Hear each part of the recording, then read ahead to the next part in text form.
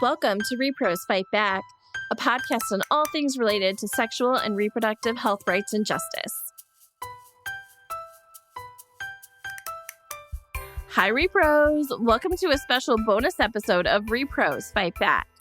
I'm your host, Jenny Wetter, and my pronouns are she, her. So y'all, I am back from the conference I was at. I had so much fun getting to connect with friends I hadn't seen since before the pandemic. It was so lovely to catch up on them and what's happening with their lives and just to see them in person. It was so nice. It made my heart just so full and happy. Also very delightful was for 3 days, I got to man a booth and talk to people about the podcast. So introduced a lot of new people to the podcast. Also got to talk to some listeners who love the podcast. Got a lot of amazing suggestions for topics we should cover or people we should talk to. I'm so re-energized and rejuvenated by all these ideas and the love for the podcast to go forward and start making a bunch of new content. I'm so excited, y'all. It was just what I needed. It was really recharging. And I think maybe we'll stop there because this is a little bit of a longer episode and I want to make sure that we have time for all of it. And I am so excited and lucky to have two wonderful guests with us today. We talked to Beirne Roose-Snyder with the Council for Global Equality and Ophelia Kemigisha, who is a queer feminist activist from Uganda. And we are talking about the new anti-LGBTQ legislation in Uganda and what it means and what we are seeing. And we tie it to the broader anti-rights, anti-LGBTQ, anti-gender movement, which honestly you can see happening in the US too, right? So we try to make those connections while keeping it in the context of what is happening in Uganda right now. So with that, let's turn to my interview. Hi, Beirne and Ophelia. Thank you so much for being here today. Thanks for having us, Jenny. Yeah, thank you. I'm excited. I'm so excited to have you here for Pride Month to talk about a really important LGBTQ issue that I want to just jump into, but I've had a really bad habit lately of getting so excited to talk about the topic that I have forgotten to have people introduce themselves, and let's not do that today. So would you like to take a second and introduce yourselves and include your pronouns? Let's go with Ophelia. Okay. Hi, my name is Ophelia Kemigisha. I'm from Kampala, Uganda. I currently live in DC. My pronouns are she, her. I am a feminist activist and queer rights activist from Uganda. I was trained as a human rights lawyer, but I like to say that I'm just a feminist with two law degrees. So yeah, I'm interested in movement building and in liberation for all people, especially people who are like me, who are queer, Black, African, because I believe that, we start at the margins and then everybody gets free. So yeah, I'm really excited to be here. I'm looking forward to the conversation. And I'm Beirne Roose-Snyder. I use she, her pronouns. I'm the Senior Policy Counsel for the Council for Global Equality. Nope, I'm the Senior Policy Fellow for the Council for Global Equality. And I work on LGBT rights and U.S. foreign policy and also the intersections with sexual and reproductive health and rights and the HIV movement. And I'm so happy to be here, Jenny. I'm really excited because this is such an important conversation to talk about what is happening in Uganda right now. But I think before we can have that conversation, I think we do need to take a bit of a step back and talk about how did we get here, right? This didn't just come up out of nowhere. So how did we get to this place?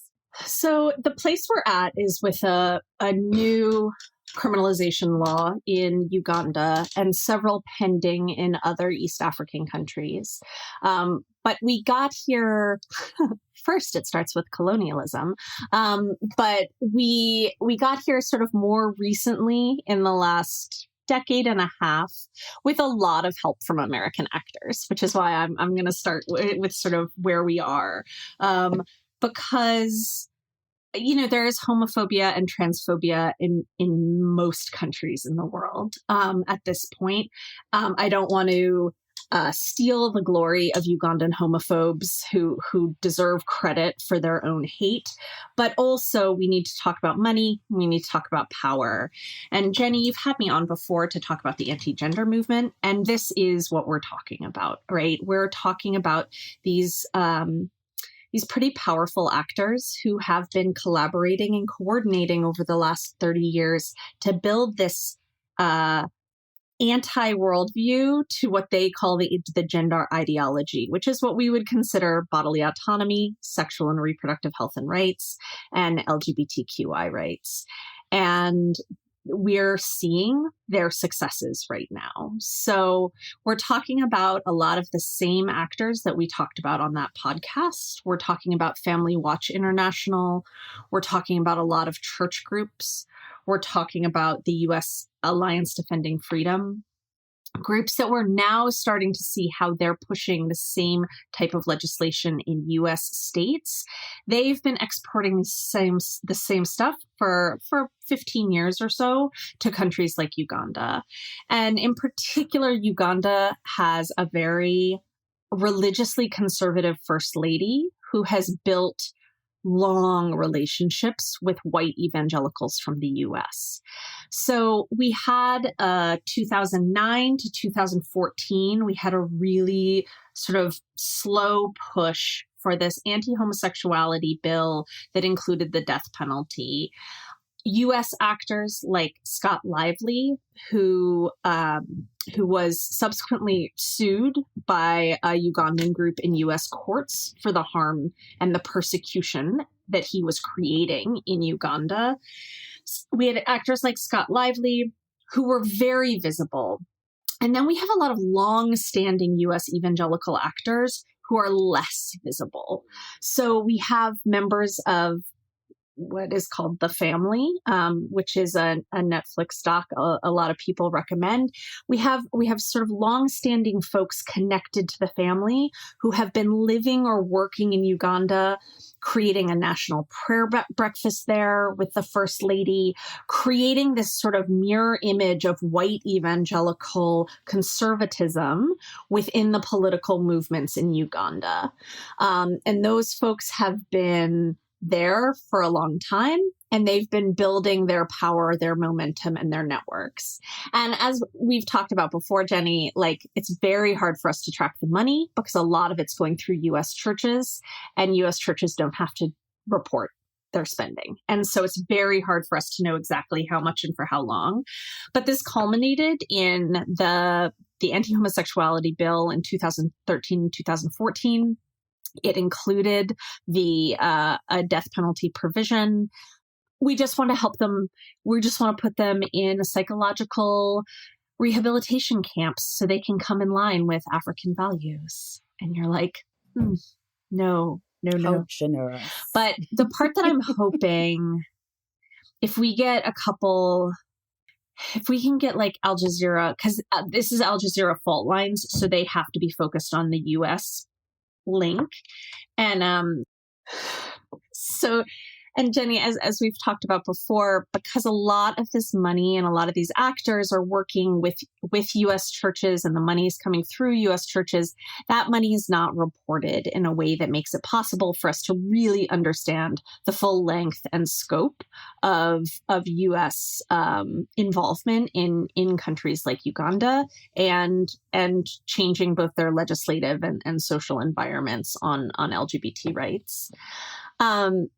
With the 2013-2014 bill, that culminated in its passage, which included a death penalty, and then kicked off a huge international outcry. We had weeks worth of reporting in the United States about it. We had the President Obama announced a 360-degree review of all of our aid and all of our relationships with Uganda. Other countries and multilaterals did the same. We had a lot of pushback from multinational corporations about the sort of inhumanity of this bill, the fact that it creates a hostile environment for Ugandans, but also for people wanting to do business in Uganda and wanting to sort of continue relationships with Uganda in a myriad ways.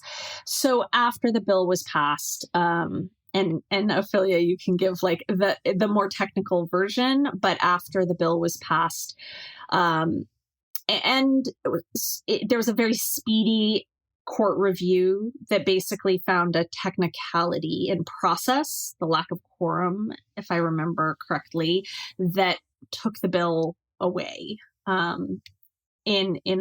not on substance, on procedural grounds, which was seen as a politically expedient way to respond to the international pressure without losing face. So that's sort of what happened in the last time. It culminated with both the bill going away, but also a lot of hostility remained. A lot of those US-based actors remained and continued to build their relationships with parliamentarians, maintain their relationship with the First Lady of Uganda, and continue to be part of a lot of the development programs that are there as well. And so I can kind of leave it there in terms of the US-based groups and how they brought us through the first bill.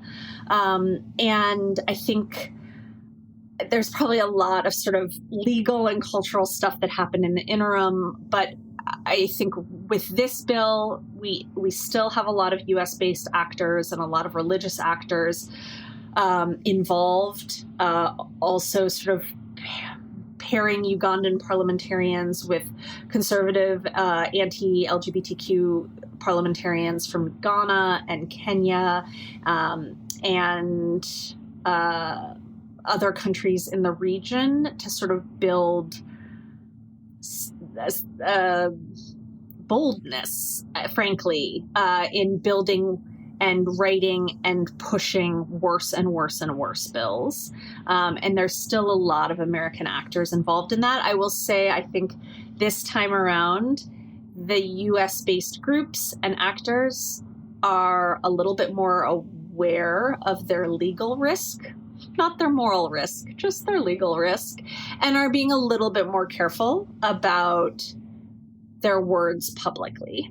This takes me back to when we had the conversation around the anti-gender movement and like how nebulous and like talking about it feels like you're going down this like web of like crazy, and hearing the family come into it just feels like upping that even more. Yeah. Yeah. I mean, I've said it before, I'll say it again. It's very hard to talk about a shadowy multinational conspiracy without sounding like you're talking about a shadowy multinational conspiracy. So it's tough, though. Okay, Ophelia, do you want to like take it from there and talk about the 2013 bill and kind of the previous versions before we get to like where we're at today? Yeah, for sure. I think Beirne did a good job of laying out the basics.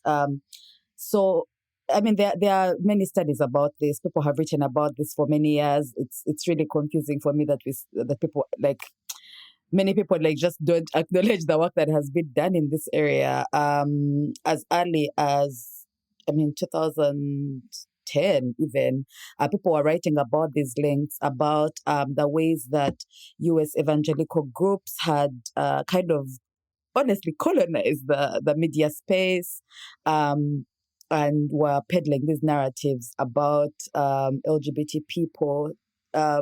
Like Ben said, it's not that Ugandan societies are not or were not homophobic. They definitely are, and in their own, they have their own ways of conceptualizing it. But there's this particular version, the one that gets into the law, that is definitely, that has very strong links to U.S. churches. And some studies actually say that it was a way of the U.S. Churches, moving the fight outside. They lost the fight in the U.S. and they were like, okay, let's go see what we can do elsewhere. Others say that it's this laundering of their image as, some of these groups are linked to apartheid and things like that. So laundering their images, now we care about Africans. But that's neither here nor there. What you know is that in around 2000, maybe 2003, there was this big anti-gay push that was linked, of course, to HIV as well. This idea that homosexuals were spreading HIV and were pedophiles, and none of these narratives are new because they are also they're also still very much alive in U.S. conservative media. And so that led to the 2005 constitutional amendment, where they included a constitutional provision that says marriage has to be between a man and a woman, because at the time they thought that LGBT groups were pushing for marriage, or maybe they believed that this would somehow stop people from being gay if they can't get married. So that got passed, that people were like, yeah, we do it. We just want not to be discriminated against, but good for you.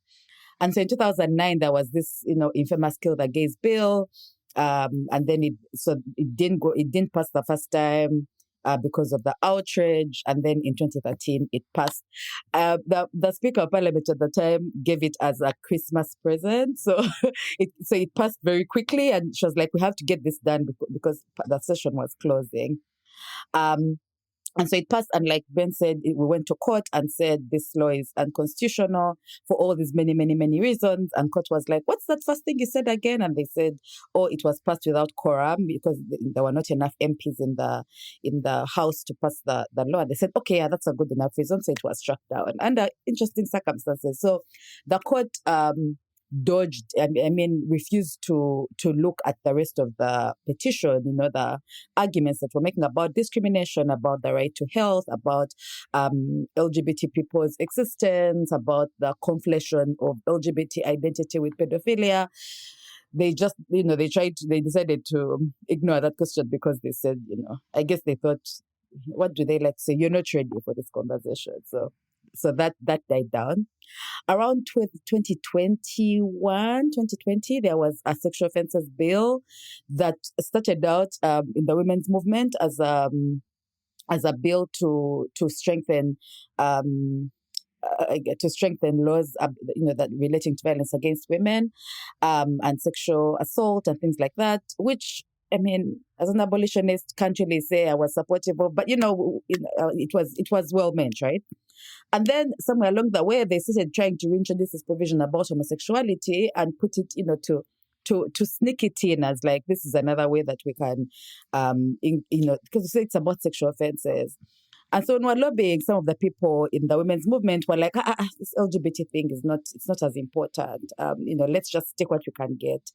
That didn't end very well. The bill passed, but it was highly contested. The MPs were homophobic, are also misogynist. So obviously they want provisions about consent. It was a big mess. It didn't end well for anybody. No one was happy. So the bill kind of died like that. The sexual offences bill, I think that was 2021.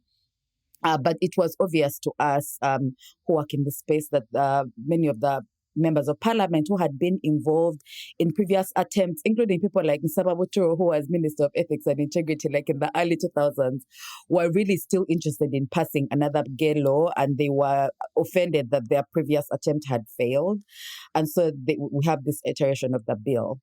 It's a new bill, but it's not a new bill. It's more or less the same. They just kind of copied and pasted, and they said this time we're going to pass it with quorum. The MPs were in parliament. Some of them joined on their iPads. It was this big circus, and with like some sexual harassment involved. It's hard to watch, honestly. So we have this iteration of the bill. It passed the first time.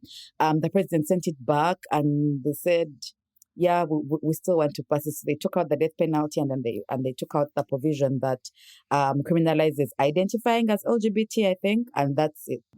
They put back in death penalty. Yeah. So they removed the provision about identifying as LGBT, but they put the death penalty back in, and so that's what passed this time.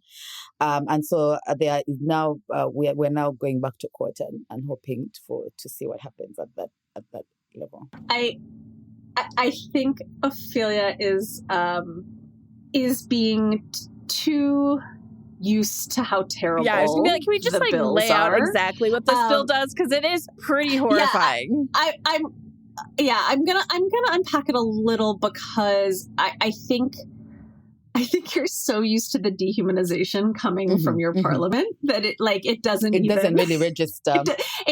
Listen, I work in abortion in the U.S. I get it. At a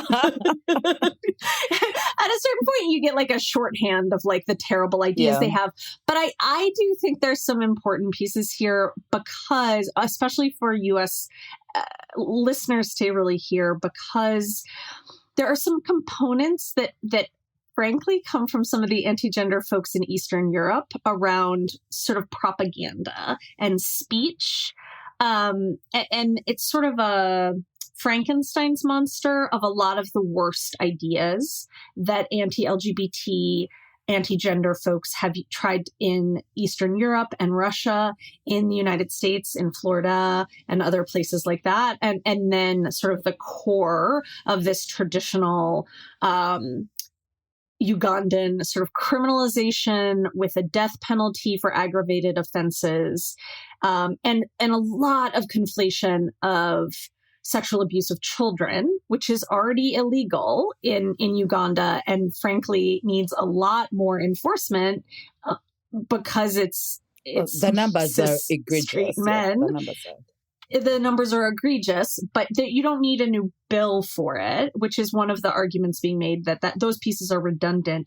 The new pieces are this criminalization of the promotion of homosexuality and the normalization of homosexuality. And that also includes providing housing for people that you know are gay. So that it criminalizes familial relationships. Up to 7 years in prison if you are renting a space or providing a home for someone that you know is gay. I think it's really important for U.S. listeners to understand that, one, because these broad definitions of promotion and normalization of homosexuality are things that we should be prepared for.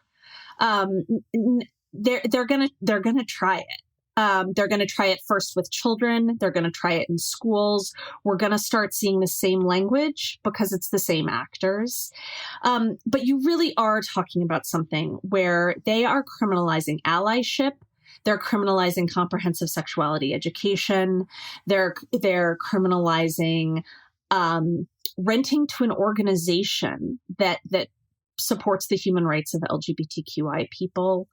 And that it's sort of a mishmash of that propaganda and speech restrictions that we've seen in places like Russia and the sort of criminalization of the acting on homosexuality that has already been sort of true in Ugandan law, increasing penalties.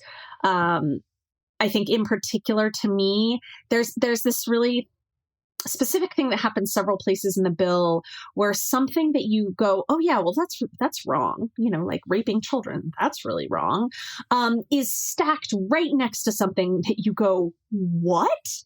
So it's a death penalty offense now to be a serial offender. So it's a death penalty offense to have a homosexual act towards children, which, as someone who doesn't believe in the death penalty, is, all of this is outrageous. And a life sentence for homosexuality is outrageous and clear human rights violations.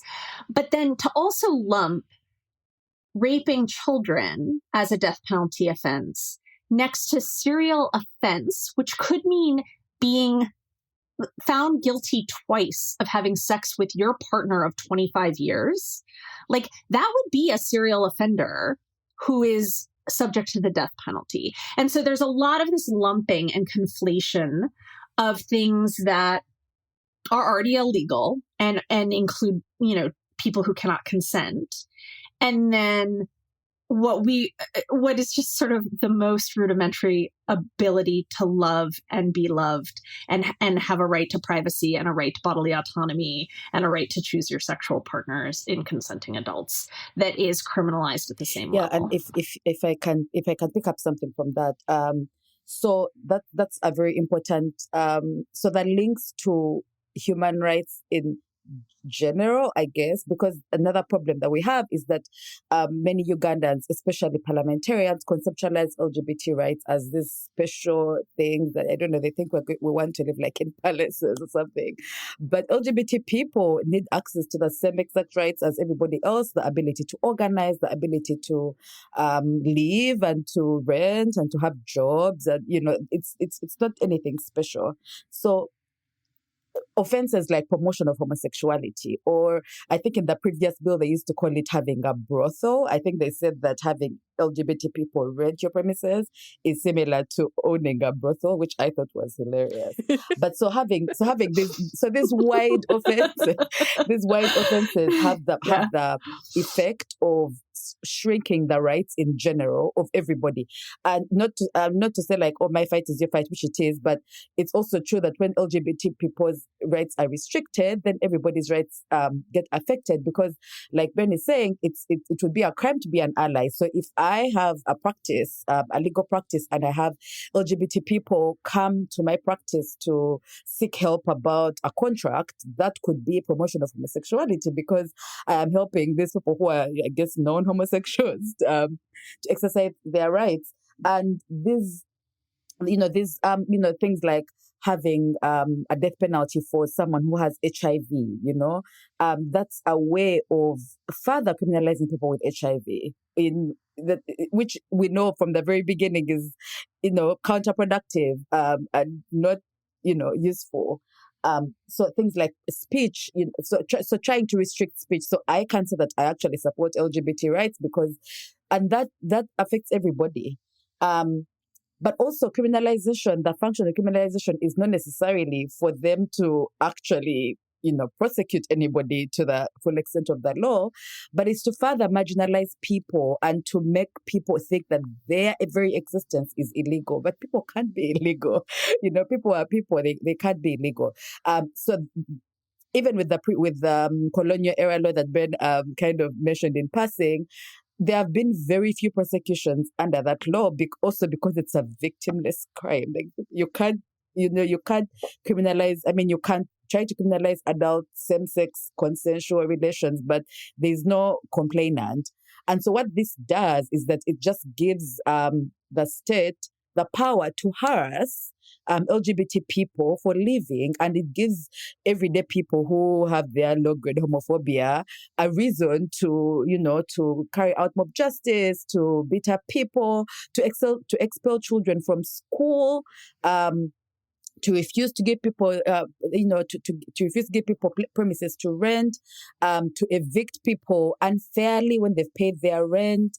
So this just has the effect of making LGBT people's lives difficult, and not necessarily the effect of, obviously, it's impossible for you to stop people from being, homosexual. So I wanted to, kind of contextualize this in a wider pattern towards fascist ways of an authoritarian regimes. And I think that's also why some of these bills thrive in places which have a bad attitude towards human rights in general.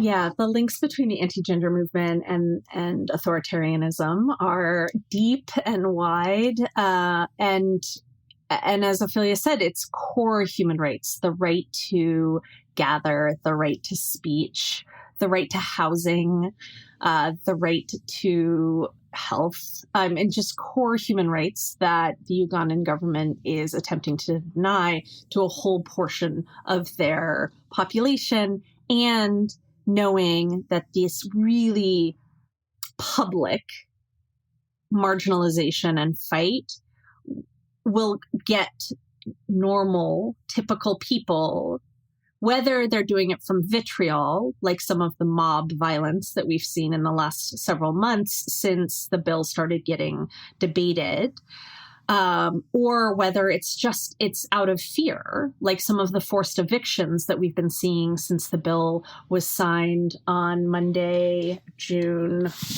What day was that? Was it May? It was Monday.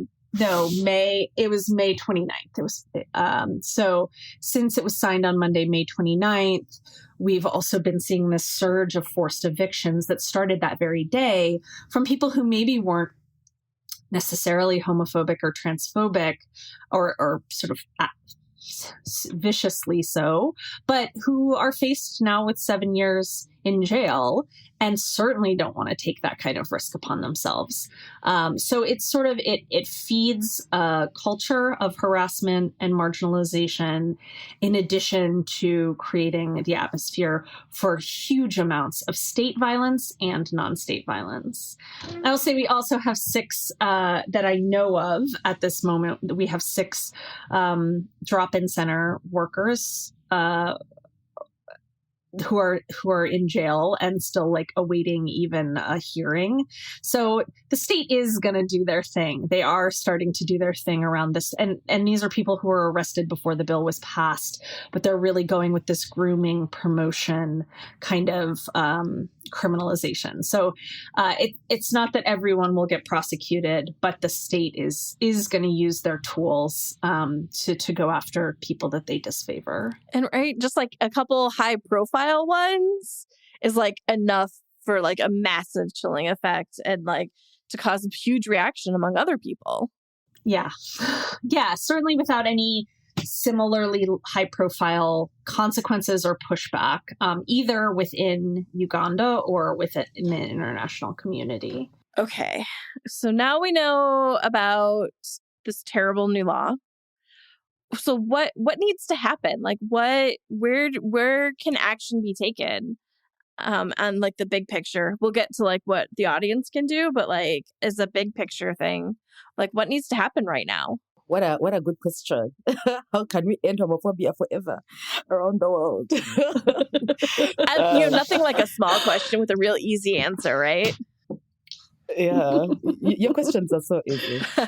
So I think that the first thing that we need to do is, I mean, as a feminist, my first instinct is to resist. Like it's simply like it's a no for me. It's going to be a no for me.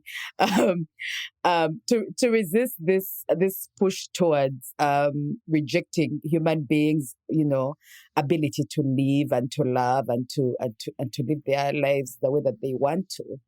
I think that it's important for us to highlight where this comes from, and that's why this conversation is really important, because it's about power. We know that everyday people can have biases and prejudices, but we also know that the fact that this is a law means that there's a power dynamic that's going on that we need to resist, and we need to. This is the time for allyship. LGBT movements in Uganda have been working around this issue for many years. We have some experience with this kind of wave of homophobia. But I also know that this is a thing that's happening across the continent. So first, we need to pay attention to what's going on across the continent and across the world, really, and to push for more active citizenship, to say this is not a good use of state resources to harass people for existing. And I think that it's important that we don't obscure the fact that these rights are highly contested across the world. So casting places like Uganda as uniquely homophobic or like the worst place to be gay, I think those are really harmful narratives that don't do much for the fight. I think that it's important to make these links, to say what's happening in Florida is happening in Uganda, is happening in Russia, and we as people who believe in human rights for all and believe in liberation for everybody have to, kind of show up with the same energy for each of these fights. I don't know if that's like the ultimate solution, but I think that's a good place to start paying attention and holding leaders accountable, because what we really need is well, you know what we really need: housing, employment, joy, money, not laws. I mean, this is a law that doesn't really serve anyone except the power interests of those who are interested in further marginalizing a group that is already marginalized and is just trying to live. I think that's the really beautiful big movement answer. I think. And it's all completely right? We need to build community. We need to learn from everybody. I think in the age of we being movements are really struggling with overcoming misinformation and very, very highly skilled misinformation campaigns. We've been doing a lot of reflecting on how this bill is worse than the 2013-2014 bill, and yet it's gotten less traction in terms of outcry. And I think there's a lot of reasons that we can self-reflect on that. Reflect on the way, the frogs in the pot, in the boiling water.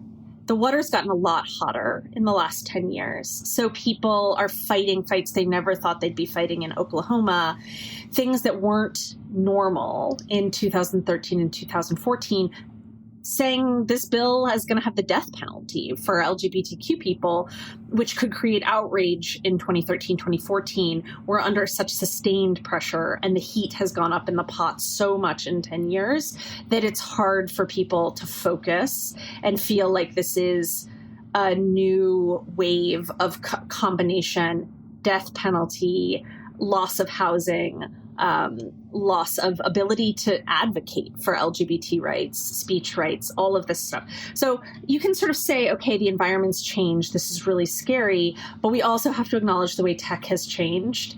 And tech since 2016 has been very actively manipulated and used by bad actors. And we've seen it in elections, and it is a tool of authoritarianism. It's a tool of amplifying hate and shifting conversations and online norms. And for people who are saying, I need to fact check this, or let me tell you in excruciating lawyer detail about every piece of this bill, that person is me. My ability to cut through the combination of misinformation and algorithms is nearly impossible. And that's it's not just a personal messaging failure. It's also a structural tech difference in how the type of messages that we are sharing are treated differently within social media platforms.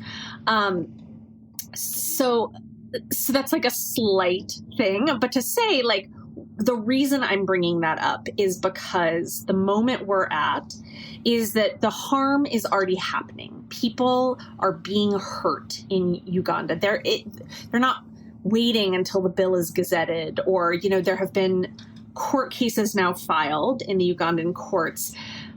Mobs are not waiting to see if this bill will become law, like if it will get officially gazetted. It's been signed and assented to by the president, and people are being evicted, and healthcare workers are being detained. That's happening now. So we have to support the movement in Uganda to deal right now with the harm that is happening to the community, the evictions, the shelter raids, the loss of health services, particularly HIV services. People are scared to go get their meds. If people are scared to go get their meds, their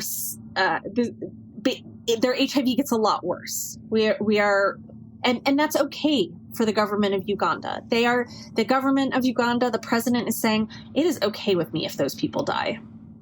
And as movements, as human rights defenders, we have to say no.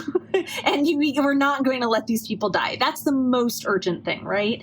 But from a political movement standpoint, we also really have this moment where there's going to be these pending court cases. And courts are political everywhere. And courts are looking at the law in a context everywhere. I'm not going to pretend that this is a Uganda-specific problem or unique. We have an obligation to support the movement in Uganda and to support global movements to create as much pressure, as much outrage, as much drawing the line and saying, absolutely not. This kind of bill absolutely is not constitutional in the Ugandan context. Does not align with international human rights norms. It doesn't align with Uganda's own human rights commitments that they have made in treaty. And it's absolutely, we have to hold the line with outrage, with clarity, and with actual consequences, and consequences for the actors who are responsible. Not necessarily average Ugandan people. This is not a call for economic sanctions or cuts to HIV funding, but that funding should not be going to government ministries that are promoting the criminalization of LGBTQ people. And so this is the time, while listeners are listening, this is sort of the moment in which we have to change the political environment and the sense of consequence in which the courts are working in Uganda. And that's what we've been asked to do by Ugandan civil society. And as you're thinking about yourself as an American listener or a listener in another country that has a foreign policy or a development relationship with Uganda, that's our obligation right now. We have some longer term obligations around what we're exporting there in terms of evangelical church people too. But our immediate responsibilities are quite urgent. Okay, so because I know you can handle it, I do have something that this made me think of. What are the implications for this and PEPFAR? Like, what is this going to mean? So, Jenny's talking about the President's Emergency Plan for AIDS Relief, which is our the U.S.'s largest global health program and the world's largest sort of single disease global health program. Uganda has long been a focal point for PEPFAR, for the people living with HIV, and for the needs of people living with HIV.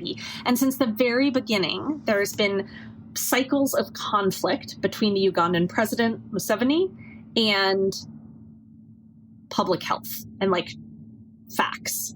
And so he had a big thing back in the early 2000s where he burned a lot of condoms. He sort of goes through cycles of relationship, but he really loves his reputation as being on the vanguard of the HIV response. He loves his HIV reputation, and he has just destroyed it. And that kind of destruction, it needs to stick to him, just in terms of his brand, his what people perceive of him as, because this bill is incompatible with PEPFAR and it is incompatible with the AIDS response. And any kind of statement by the Minister of Health in Uganda saying this won't affect it at all, we'll keep doing just what we've been doing, is bollocks.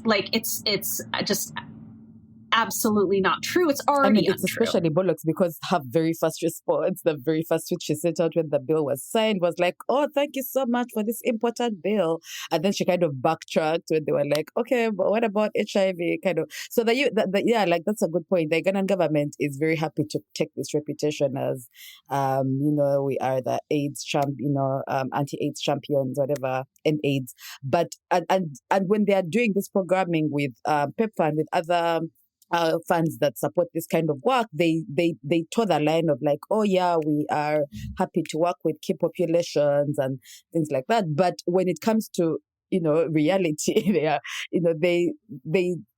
they are not giving a good picture, and that the fact that this law passed is also a reflection of the fact that they have been doing a poor job. And if it's just for LGBT organizations kind of holding the line there, then people living with HIV who are also queer, who are also sex workers, it's not a good time for them. So it's very important for us to use this opportunity to pierce through that veil where they like to cover and pretend that when they're in donor meetings, they have a different tone. And then when it comes to reality, they are doing something else so that they can maintain their political power. Yeah. So, Jenny, on a really practical level, PEPFAR, the U.S. government, and the AIDS response gives huge amounts of money every year to sustain the AIDS response in Uganda. These processes in each country happen through something called the country operating plans. And the country operating plan for Uganda is currently on an indefinite hold because it's unclear how you proceed. And the Ministry of Health wants to say, this won't affect anything. But that's patently untrue if normalization of homosexuality is criminalized.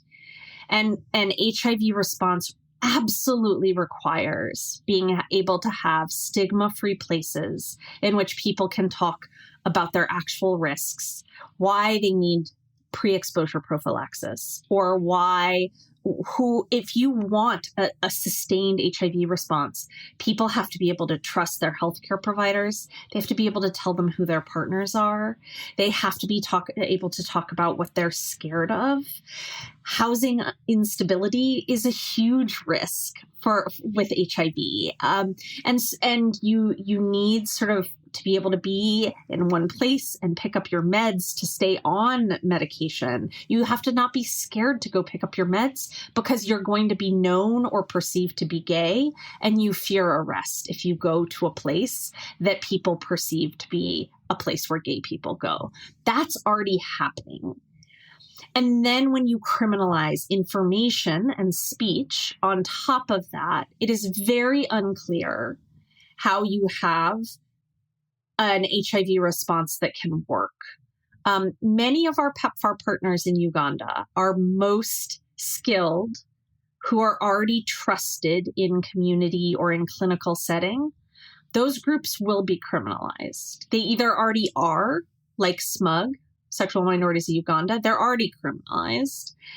And you can't get to marginalized communities except through marginalized communities and their own leadership and their own organizations. PEPFAR has been making slow but steady progress on that and can't go backwards. We won't reach HIV goals. We won't reach human goals. We won't reach the human beings who need their medications this week if they do not have a safe, unstigmatizing place to go. And that's not something we had won at before this bill. We were already fighting really hard a lot of huge stigma and discrimination issues in HIV. And again, not just in Uganda. This is a sustained problem everywhere. Heaping this high-profile criminalization on top of it, where any organization that is meaningfully engaged with the queer community is now risks losing their right to exist as an organization. That's specifically in the bill, and risking criminal penalties. And the Ugandan government and the Ministry of Health has not been able to tell PEPFAR anything other than platitudes about how these things can coexist. And so the country operating plan remains on indefinite hold right now. I want to be cognizant of time. Can we wrap up with what can our audience do? What actions can our audience take right now to support people in Uganda? I mean, I also ask myself this question every day because I have the misfortune of not being able to be on the ground. I think the first important thing is to pay attention because these media cycles these days, they're so short. Today it's the smoke in DC, tomorrow there's also so many disasters happening around us. So it's hard to pay attention, but these are long fights, and we are going to be in the fight for some time. Beirne mentioned the petitions that have been filed, but they have to be filed. We have to wait for a response. There's gazetting. There's all these things that are happening. So to pay attention, I can share with you some accounts that I follow, that I trust on social media in terms of updates. To pay attention, to boost their messages, to retweet them, to boost the GoFundMes and other fundraisers that they post, to donate if you can. And then also to hold your own people, to pay attention to what are the links with your own people. Do you have a representative who happens to be named in these kinds of conversations that you need to call? Do you need to show up to a city hall? Do you need to call Intel and tell them, your general counsel's wife is in Uganda. So pay attention to what's going on in Uganda, and to see the links between what's happening in the US, and to know that fascism is usually kind of experimented and then brought back elsewhere. I think that's important. And then also just to be in allyship and solidarity with the LGBT people around you as well. I think it's also easy to be in solidarity with people that you don't know about. These poor Africans, but there are LGBT people around you that you should also be in solidarity with, because we are in a global movement, and LGBT groups in the US have been very, at least many of them have been very vocal about this and are also supporting us. That's another way for you to stay engaged. And to stay learning and to stay open to ideas and to be kind to the to everybody. I think that's always important. And we'll include links in our show notes of groups that Ophelia thinks that we should be making sure to follow on the ground in Uganda. Yeah.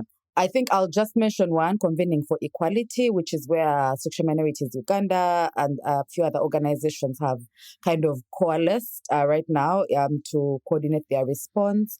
But they usually also boost the work of like smaller organizations in Uganda. Many organizations have had to go underground or to and some of them were closed before the bill was passed. Maybe like 30 of them were closed before the bill was passed. So that kind of umbrella group is a good place to start, because they are in touch with LGBT groups on the ground. So everything that Ophelia said, for sure. And I think resisting despair is probably the most important thing we all can do this Pride. And that includes maybe making a note for yourself to speak out every day. Speak with, whether it's calling your senators or your representatives and just saying, what are you doing on the bill in Uganda? It creates incentive for them to ask that question. We do have, the U.S. has done the White House has led a very, very clear statement about reassessing all the parts of our relationship, including PEPFAR, including visa sanctions on some of the human rights violators. We now need them to follow up. We need to maintain this kind of pressure, and we need to see this kind of pressure from other multilateral institutions like UN bodies, the World Bank, and others. We need to make sure they're all taking this really seriously and understand that this is a domino. This is a test, and the test will come for all of us. Even if you are a tremendously selfish person, it will come for you eventually. So this is a really important opportunity to speak out. Twitter is small, but it is mighty. It is important to build a drumbeat of solidarity with LGBTQ people in Uganda and to continue to call on your representatives, your White House, if you are in another country, your folks saying, what are you doing?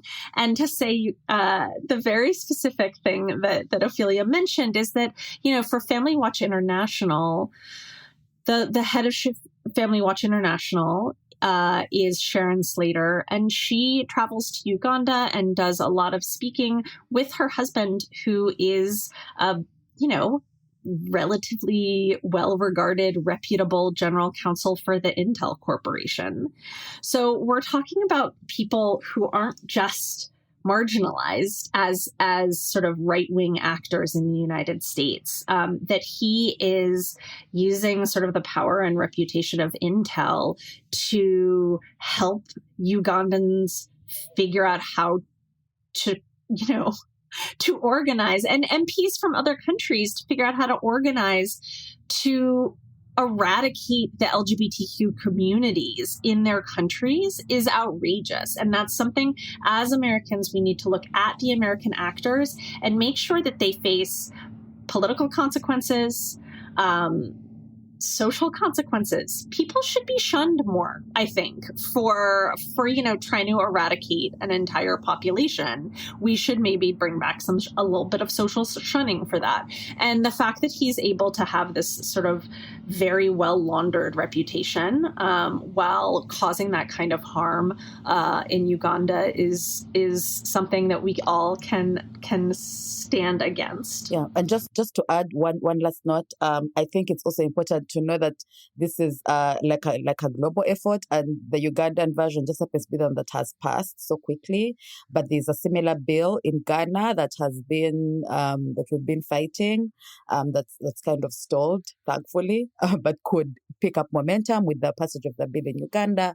And Ben mentioned in passing the meeting of other parliamentarians. So when Sharon's later was in Kampala, she hosted some other parliamentarians from other parts of the continent to talk about similar bills, and a copycat bill was seen in the Kenyan context only a few days later. So to pay attention to the fight, that's going on in different places. Sometimes it's hard to keep track of because it's like they keep coming, but they are part of the same group. So as we pay attention to one, it's we can scale that to the rest of the continent and Florida. And that's a much better place to end. Yeah, in Florida. That's a much better place to end than just my vitriol towards the general Which is also very important. Well, Beirne, Ophelia, thank you so much for being here. It was a real joy talking to you about a really terrible law. Thank you for having us. So thank you, Jenny. Okay, y'all, I hope you enjoyed this week's episode. I had a wonderful time talking to Beirne and Ophelia. It is really important that we are paying attention to what is happening in the U.S., right? And how it ties to what is happening globally in this real trend of anti-LGBTQ legislation. It is so important that we are paying attention and making those connections and seeing that what is happening in Uganda really has ties to what is happening here in the U.S. So make sure you are paying attention. And with that, I will see you all back next week for our regular episode. If you have any questions, comments, or topics you would like us to cover, always feel free to shoot me an email. You can reach me at Jenny, Jennie, at rePROsFightBack.com, or you can find us on social media. We're at rePROs Fight Back on Facebook and Twitter, or rePROs FB on Instagram. If you love our podcast and want to make sure more people find it, take the time to rate and review us on your favorite podcast platform. Or if you want to make sure to support the podcast, you can also donate on our website at rePROsFightBack.com. Thanks all.